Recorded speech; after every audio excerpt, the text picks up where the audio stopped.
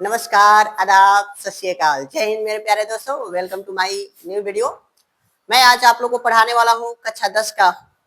Topic है Europe में राष्ट्रवाद।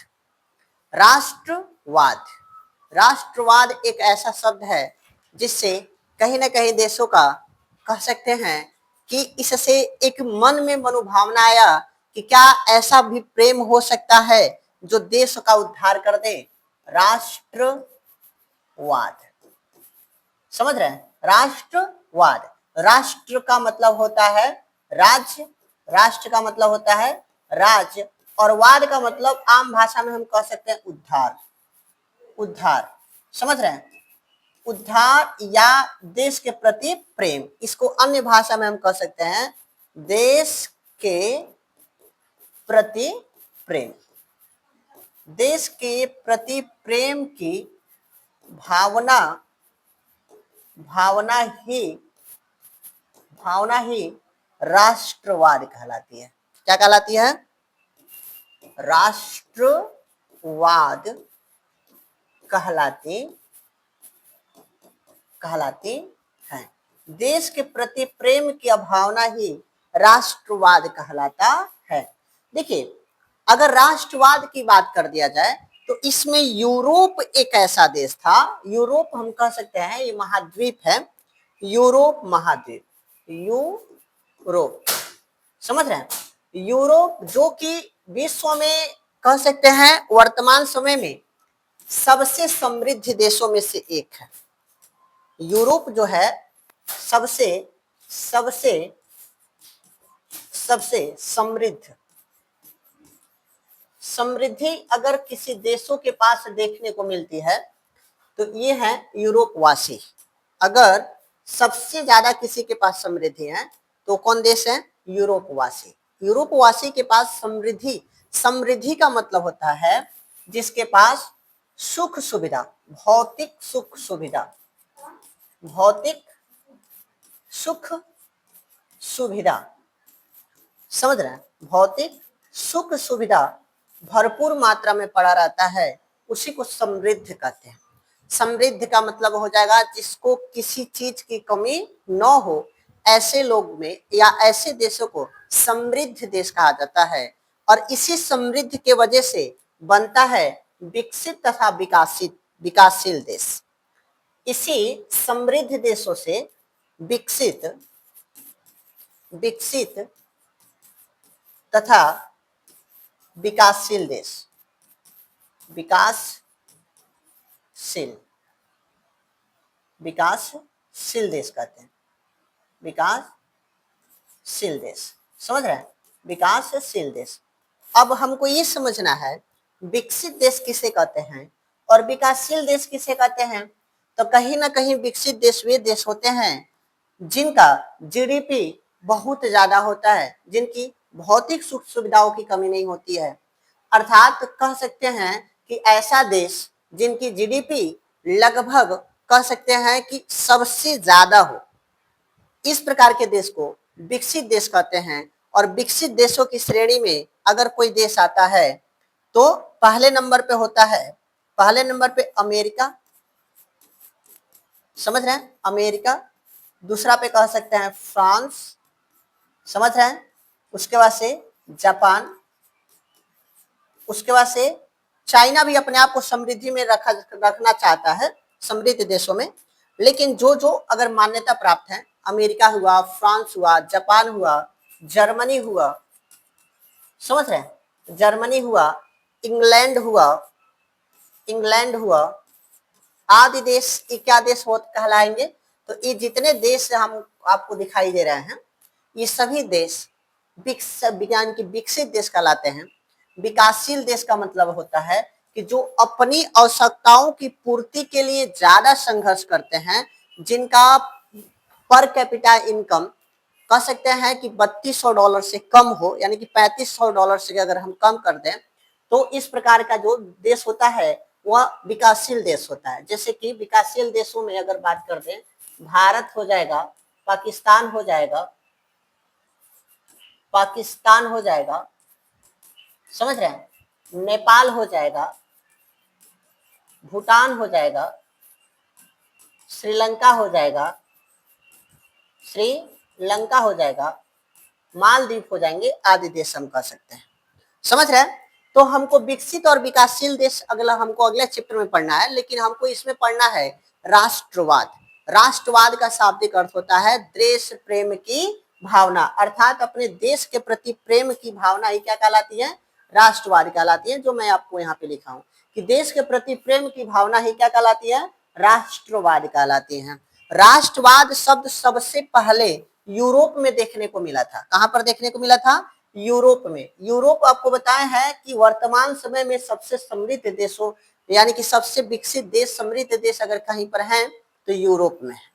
जिस समय यूरोप में राष्ट्रवाद पनपा, जिस समय यूरोप में राष्ट्रवाद पनपा, उस समय यूरोप की स्थिति बहुत ही दयनीय थी, दयनीय थी।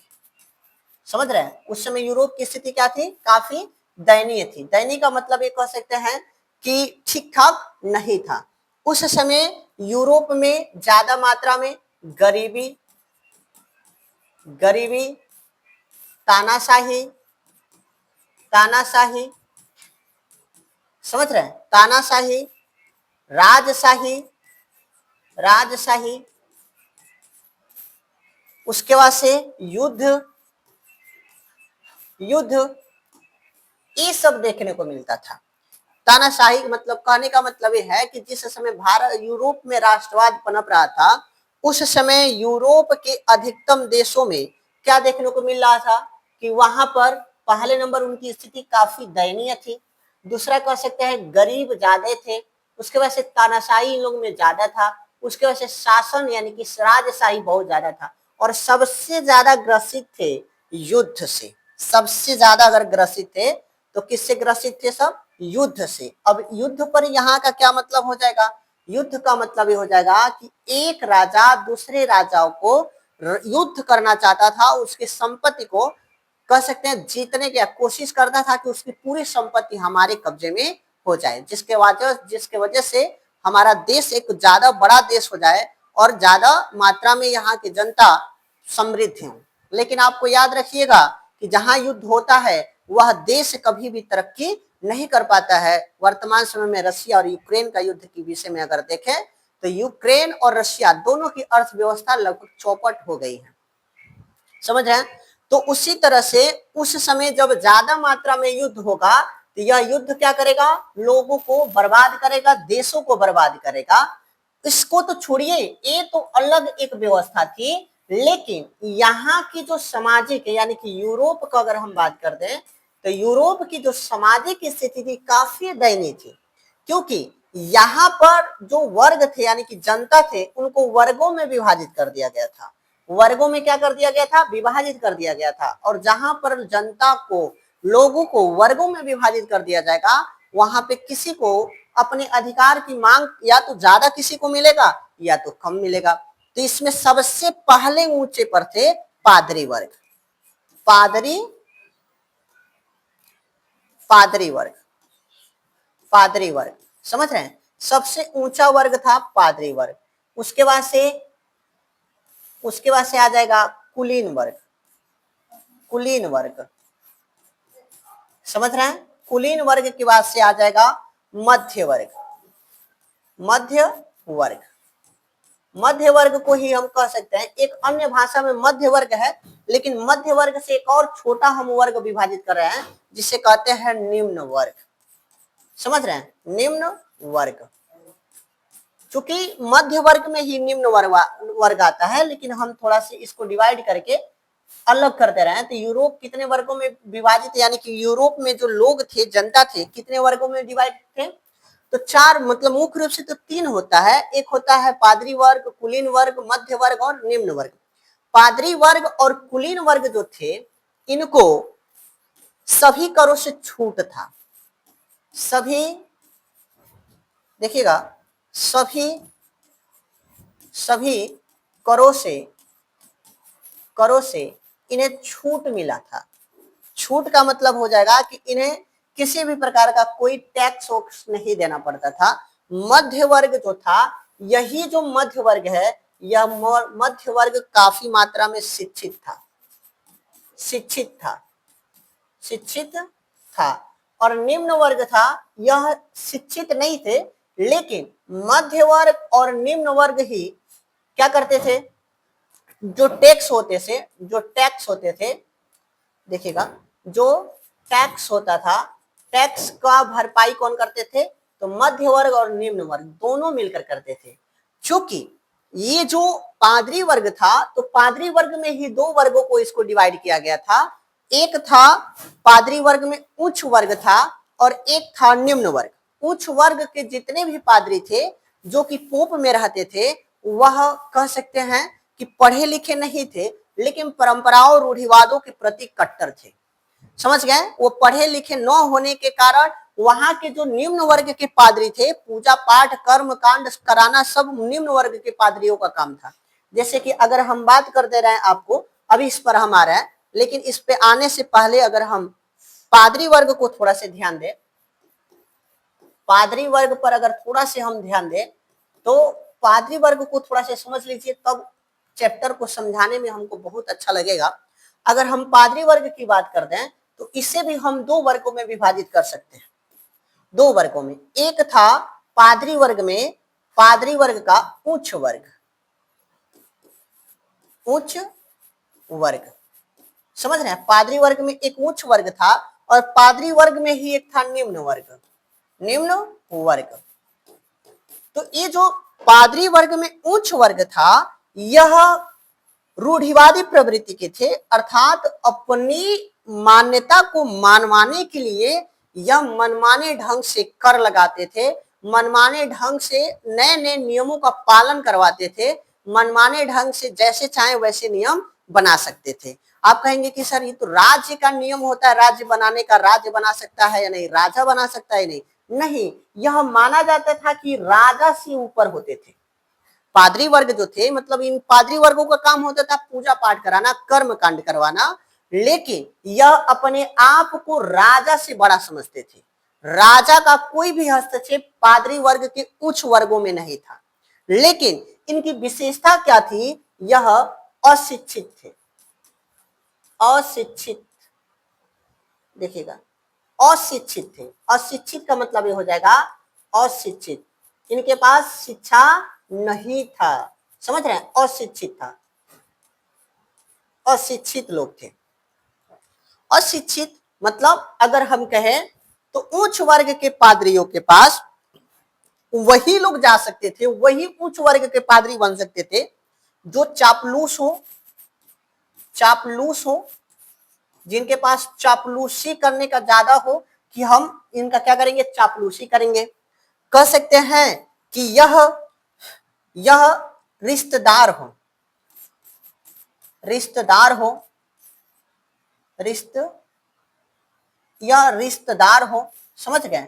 रिश्तेदार लोगों को ज्यादा ऑफर मिलता था कि आप उच्च वर्ग में पादरी वर्ग बन सकते हैं।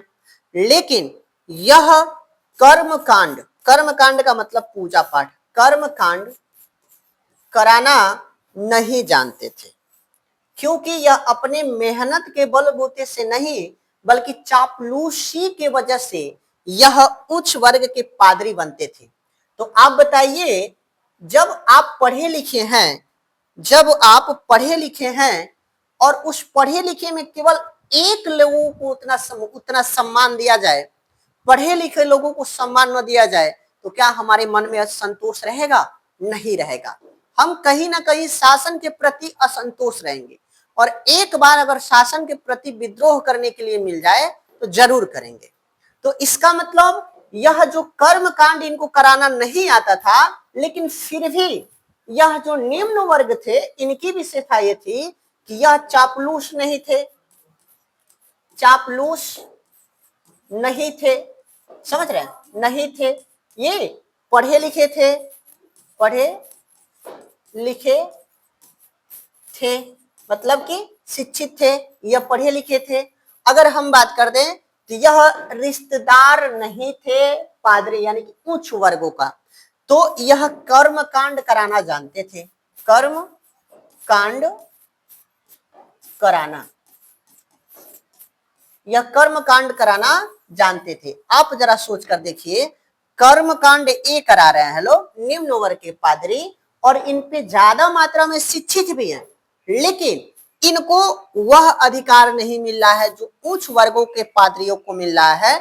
तो क्या निम्न वर्ग के पादरियों में असंतोष रहेगा कि नहीं रहेगा? बिल्कुल रहेगा।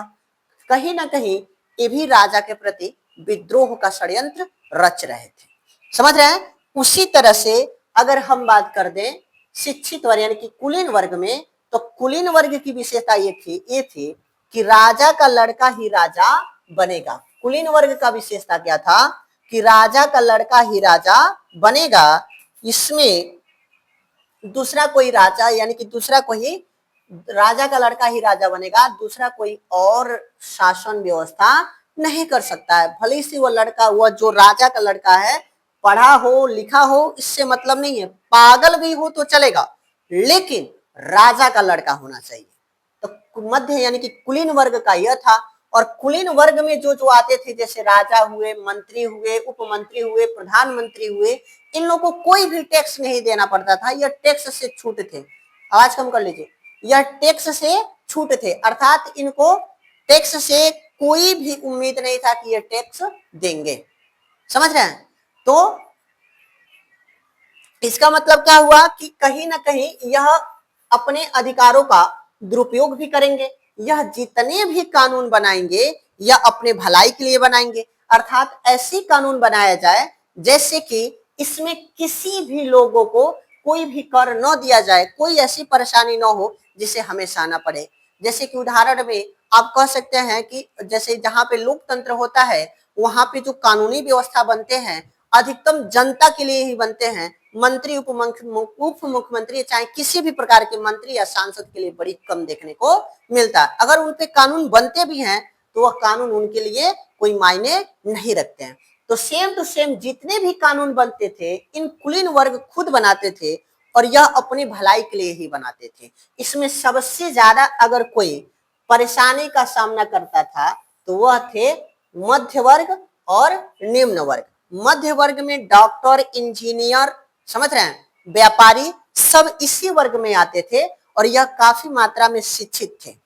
निम्न वर्ग में जैसे कि मान लीजिए कह सकते हैं कि कृषक आ जाएंगे, जो कृषक होते थे वो आ जाएंगे, घर में काम काज करने वाले लोग आ जाएंगे, जो कि किसी को सर्विस देते हैं वो लोग आ जाएंगे। इसका मतलब कि निम्न वर्ग और मध्य वर्ग ही ज्यादा मात्रा में समाज में मेहनत का कार्य करता था, लेकिन इन दोनों लोगों को समाज में कोई ज्यादा हार्ड वर्क करना नहीं पड़ता था। यह काम भी नहीं कर रहे थे और दबाव मध्य वर्ग और निम्न वर्ग पे बना रहे थे। जितने कानून बन रहे थे उस सभी कानूनों का पालन या तो मध्य वर्ग करेगा, निम्न वर्ग दोनों करेंगे। तो इस बात से मध्य वर्ग और निम्न वर्ग में काफी असंतोष था कि कैसे संभव है।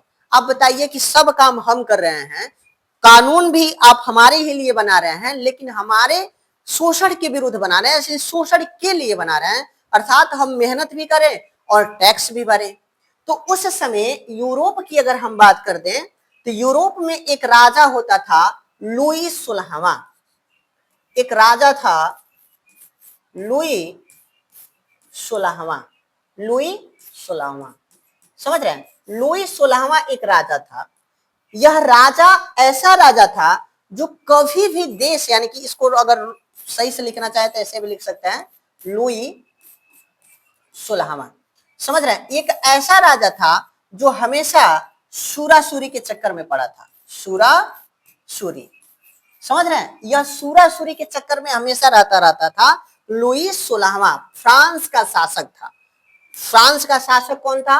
लुई 16वां। यह हमेशा सूरा और सूरी, सूरा का मतलब होता है दारू। सूरा का मतलब क्या होता है? दारू। दारू मतलब कह सकते हैं कि बोलते हैं लोग ना, जो पीते होते हैं लोग। उसके बाद से सूरी का मतलब होता है सुंदर लड़की।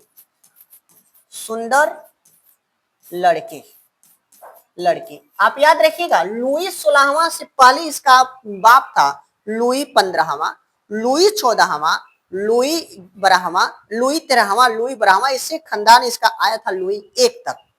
तो जो लुई 15वां लुई 16वें थे, इनके पीछे के जो इनके पिताजी थे वो भी इसी चक्कर में थे। वह कभी भी देश के विकास के विषय में नहीं सोचा। उसके बाद से लुई 16वां की जब शासन व्यवस्था आई तो इसने भी देश के जनता के विषय में नहीं सोचा। यह दिन पे दिन करों को बढ़ाता गया, टैक्सों को बढ़ाता गया, जिसके वजह से यहाँ के जनता में काफी असंतोष था। इतना असंतोष था कि लुई 16वां को कई बार इसको समझाने के लिए वहां के मंत्रियों द्वारा, राज्य मंत्रियों द्वारा, प्रधानमंत्री द्वारा समझाने की पूरी कोशिश की गई, लेकिन यह किसी का नहीं सुनता था। एक तरह से तानाशाही शासन व्यवस्था करता रहता था। यदि खजाने खाली भी होते थे तो उस खजानों को भरने के लिए यह लोगों पे, आम जनता पे टैक्स का, करों का बोझ लादना शुरू कर दिया, जिसके कारण मान लीजिए कि फ्रांस में काफी समय, यानी कि कह सकते हैं 1870-71 में बहुत मात्रा में सूखा पड़ा हुआ था। और सूखा पड़ा हुआ था, लुई 16वां से इस सूखा से कोई मतलब नहीं था, कोई व्यवहार नहीं था कि हमको टैक्स में छूट दे कि नहीं दे, बल्कि टैक्स में छूट देने की वजह टैक्स को और बढ़ा दिया, जिसके कारण जनता खाने बिना मरना शुरू कर दिए, भूख के कारण मरना शुरू कर दिए। राजा के टैक्स को भरते भरते मन में इतना असंतोष हो गया, मानिए कि लोग खाने बिना मरना शुरू कर दिए। आपको पता है कि अगर कोई बीमारी से मरता है तो उतना दर्दनाक मौत नहीं होती है, लेकिन अगर कोई मौत यानी कि खाने भूख से मरता है तो बहुत दर्दनाक मौत होती है। आप लोग को पढ़ाया जाएगा अगले चैप्टर में, भारत में राष्ट्रवाद, उसमें पढ़ाया जाएगा विंस्टन चर्चिल के विषय में, जिसने भारत के लगभग 2 से 2.5 करोड़ लोगों को भूख के कारण मार दिया। वह सिर्फ इसलिए कि प्रथम विश्व युद्ध, द्वितीय विश्व युद्ध जिस समय, प्रथम विश्व युद्ध जिस समय चल रहा था, प्रथम द्वितीय विश्व युद्ध जिस समय चल रहा था, तो उस समय सिर्फ अपने सैनिकों की आपूर्ति के लिए वह भारत में जो भोजन आने वाला था उस भोजन को पूरा उस सैनिकों के पास भेज दिया, जिसके कारण बंगाल में बंगाल अकाल आप लोग पढ़ेंगे, उसमें भारत में अकाल पड़ा हुआ था 1928-29 के करीब में। इसमें लाखों करोड़ों की जनसंख्या मारी गई थी, जिन्हें सब उठाकर नगर पालिकाओं द्वारा सीधे बंगाल की खाड़ी में डाल दी गई थी। आज तक उनके लाशों का पता नहीं चला। तो आप सोच कर देखिए कि जहां पर भूख के कारण लोग मरेंगे, कितनी बुरी दर्दनाक मौत होगी, इसकी परिकल्पना कहा नहीं जा सकता है, गणना नहीं किया जा सकता है। उसी तरह से जब लुई 16वां की शासन व्यवस्था में लोग अकाल के कारण मरना शुरू कर दिए, तो लुई 16वां को 1% की भी टेंशन नहीं हुई कि हम अपने कर में छूट करें, जिसकी वजह से यहाँ के किसान समृद्ध हो सके। यह कर को लगातार बढ़ाता गया, जिसके कारण एक ऐसा समय आया कि लुई 16वां को एक असेंबली में बुलाया गया कि आइए आप हमारी समस्याओं का समाधान कीजिए। लेकिन लुई 16वां एक ऐसा व्यक्ति था जो कि सिर्फ अपना ही सुनता था, किसी दूसरे लोगों का सुनना स्वीकार नहीं करता था। समय बीतता गया, लुई 16वां असेंबली में आया, जैसे मैं आप लोग के सामने खड़ा होकर बोल रहा हूं, वैसे उन सबके सामने खड़ा हुआ और सबको ये उम्मीद थी माय डियर स्टूडेंट कि लुई 16वां हमारी समस्याओं का समाधान करेगा। लुई 16वां हमारी समस्याएं जो हैं, भूख के कारण हम लोग मर रहे हैं, जो हमारे दिन पे दिन टैक्स कर बढ़ रहे हैं, कहीं ना कहीं उसमें छूट देखने को मिलेगी। लेकिन लुई 16वां आया, असेंबली में खड़ा होकर बोला कि मुझे पता है कि आप हमारे खिलाफ विद्रोह करना चाह रहे हैं। अगर मन में ऐसी सोच है तो याद रखिएगा, उस सोच को बदल दीजिए, नहीं तो इसका बहुत बुरा परिणाम देखने को मिलेगा।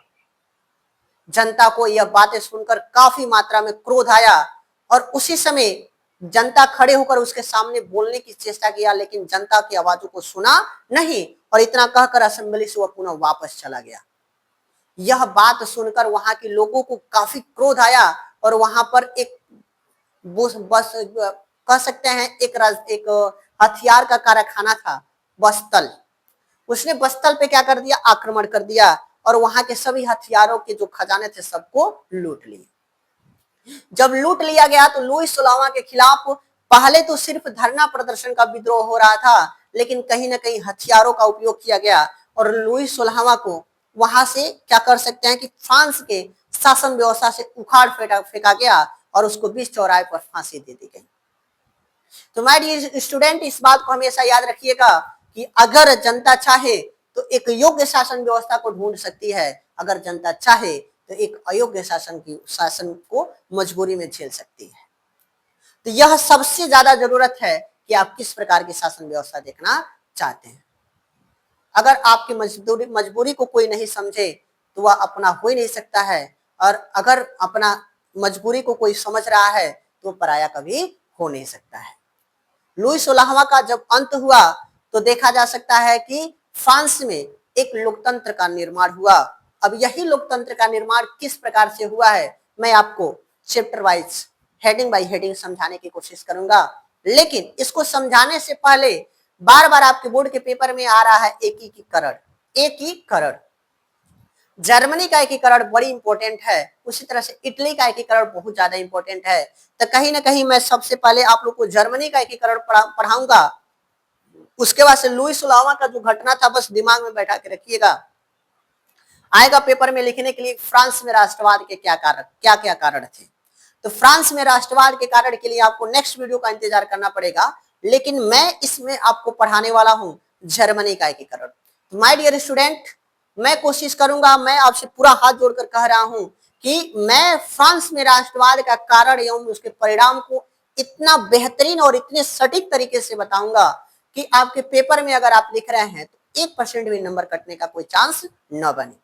तो प्लीज सपोर्ट कीजिए। इससे पहले कि मैं आप लोग को जय हिंद बोलूं, उससे पहले कि मैं आपको जर्मनी का एकीकरण एक शॉर्ट तरीके से शॉर्ट लहजे में समझा दूं, जिसके कारण आप स्क्रीनशॉट लेकर उसे अपने नोट्स को बना के रख लें। यह कहीं ना कहीं आपके पेपर के लिए बहुत ज्यादा इंपॉर्टेंट रहेगा। और जो फ्रांस में राष्ट्रवाद की बात करेंगे तो वह नेक्स्ट वीडियो का इंतजार कीजिएगा, लेकिन इसमें आ जाइए जर्मनी का एकीकरण की बात कर दें।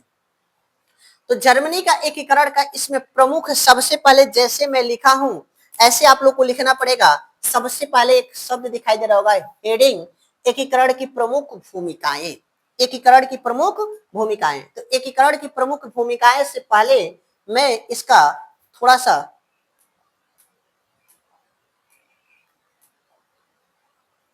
एकीकरण की प्रमुख भूमिकाएं, एकीकरण की प्रमुख भूमिकाएं से पहले मैं आप लोग को कोशिश करूंगा कि जर्मनी के विषय में पढ़ाऊं।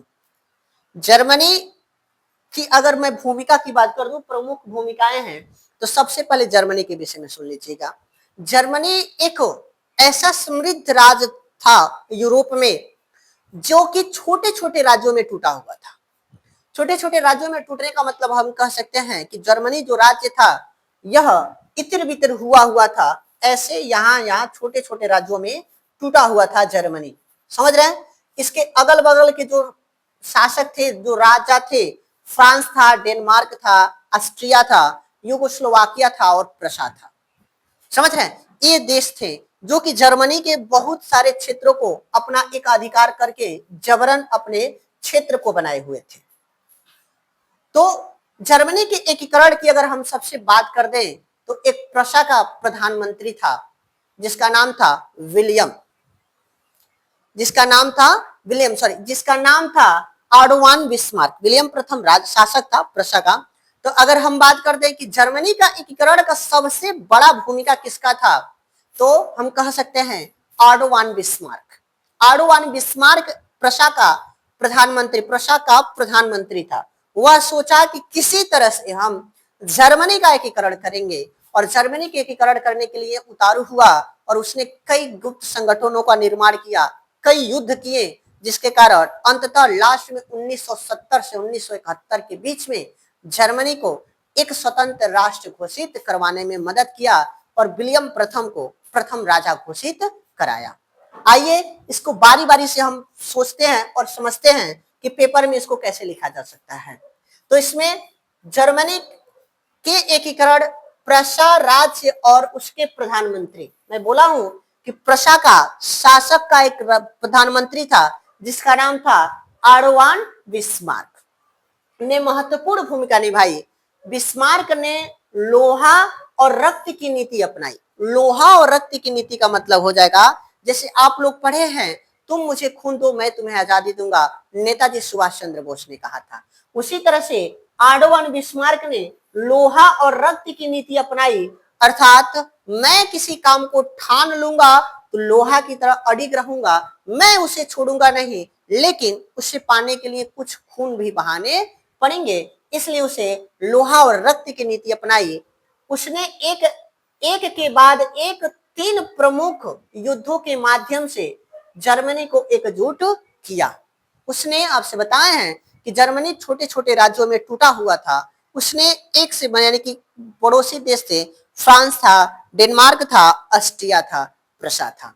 समझ गए? तो उसने कई देशों के साथ युद्ध किया और युद्ध करने के बाद से जर्मनी को एक स्वतंत्र राष्ट्र घोषित करा दिया। जो कि पहला युद्ध इसमें हम पढ़े तो पहला युद्ध पढ़ेंगे डेनमार्क युद्ध। डेनमार्क युद्ध सन 1864 ईस्वी में पहला युद्ध लड़ा गया था। इस युद्ध में बस याद करके रखिएगा कि प्रशा और ऑस्ट्रिया ने मिलकर डेनमार्क को हराया। प्रशा और ऑस्ट्रिया ने मिलकर डेनमार्क को हराया और उसके दो क्षेत्रों को जीता। पहला है स्लेस्विग तथा होलिस्टीन प्रदेश को अपने नियंत्रण में ले लिया। यानी कि ऑस्ट्रिया और प्रशा दोनों एक साथ मिलकर कह सकते हैं बाबू लोग कि डेनमार्क पर युद्ध किया और उस युद्ध में दो राज्यों को जीता, एक स्लेस्विग और एक होलिस्टीन। होलिस्टीन और स्लेस्विग, ये बताइए दो राज्यों को जीत रहे हैं, दो देश मिलकर जीत रहे हैं, तो उन दोनों क्षेत्रों को आपस में बांटने के लिए कहीं ना कहीं एक मनमुटाव होगा। यही मनमुटाव हुआ इन दोनों के बीच में, इसलिए डेनमार्क युद्ध 1864 में देखने को मिला और सेम टू सेम ऑस्ट्रिया युद्ध उसके तुरंत बाद प्रशा ने ऑस्ट्रिया के क्षेत्र पर आक्रमण किया और सन 1866 ईस्वी में ऑस्ट्रिया को भी जीत लिया। ऑस्ट्रिया के दो क्षेत्रों को जीता। बिस्मार्क ने ऑस्ट्रिया को हराकर उत्तरी जर्मनी राज्यों को एक संघ मिलाकर उसे उत्तरी जर्मन संघ कह दिया। अर्थात तो ऑस्ट्रिया के उत्तरी क्षेत्र को जीतकर वह उत्तरी जर्मन संघ में घोषित कर दिया। उसके एक पड़ोसी देश और थे जिसका नाम था फ्रांस। फ्रांस को भी उसने छोड़ा नहीं, फ्रांस के साथ युद्ध किया। उस समय बहुत ज्यादा, आपसे कह तो रहे हैं ना कि फ्रांस एक समय ऐसा देश था जिस तरह से अमेरिका इस पूरे देश को नियंत्रण करने की कोशिश करता है, एक ऐसा समय था कि फ्रांस भी पूरे देश को नियंत्रित करने का कोशिश करता था। आपको बता मैं दे रहा हूं कि जिस समय फ्रांस की बात कर दिया जाए तो फ्रांस और यूके दो ही एक ऐसे देश थे जो पूरे विश्व को नियंत्रण करने की कोशिश करते थे और करते भी थे। फ्रांस में जब नेपोलियन बोनापार्ट का शासक था तो फ्रांस की तरफ किसी की मजाल नहीं थी कि आंख उठा के देख ले, या इतना समृद्ध और इतना ताकतवर देश था। लेकिन जहां पे सूरा और सूरी की बात आ जाएगी तो लोग बर्बाद नहीं तबाह हो जाते हैं। समझ रहे हैं ना? तो उसी तरह से दारू और लड़कियों के चक्कर में वहां के शासक बर्बाद कर दिए फ्रांस को। इसलिए सन 1870 से 71 ईस्वी में फ्रांस युद्ध हुआ जिसमें बिस्मार्क ने फ्रांस को युद्ध में हराया। इस विजय से दक्षिणी जर्मन संघराज्य को प्रशा के साथ जुड़ा दिया और एक अखंड जर्मनी का निर्माण कर दिया। आइए इसको स्क्रीनशॉट ले लीजिएगा, बड़ी इंपॉर्टेंट है। आपको पेपर में, अगर बोर्ड के पेपर में ऐसे लिख रहे हैं तो मुझे उम्मीद है कि बहुत अच्छा नंबर मिलेंगे। इसमें घटना का परिणाम क्या हुआ तो 18 जनवरी सन 1871 ईस्वी में फ्रांस के वर्साई महल में फ्रांस प्रशा के राजा विलियम काइजर प्रथम नाम है, विलियम प्रथम को जर्मन साम्राज्य का सम्राट घोषित किया गया। इस प्रकार जर्मनी का राजनीतिक एकीकरण संभव हुआ। आपके पेपर में भी आएगा, जर्मनी के एकीकरण की प्रमुख भूमिका लिखिए, या जर्मनी का एकीकरण कैसे संभव हुआ, या जर्मनी के एकीकरण का पितामह किसे कहते हैं। तो जर्मनी के एकीकरण का पितामह ऑटोमान बिस्मार्क को कहा जाता है। तो मैं इससे ज्यादा अब कुछ नहीं है इसमें। मैं कोशिश करूंगा कि अगला वीडियो में आप लोग कर आऊं कि फ्रांस में राष्ट्रवाद के कारण एवं परिणाम क्या थे। इसके लिए इंतजार कीजिए नेक्स्ट वीडियो के लिए। माय डियर स्टूडेंट, अगर वीडियो पसंद आए तो प्लीज वीडियो को लाइक करें, चैनल पे नए हैं तो चैनल को सब्सक्राइब कर दें, बेल आइकन को ऑल पे प्रेस कर दें और अपने दोस्तों के साथ शेयर करना ना भूलें। मिलते हैं नेक्स्ट वीडियो में, तब तक के लिए जय हिंद।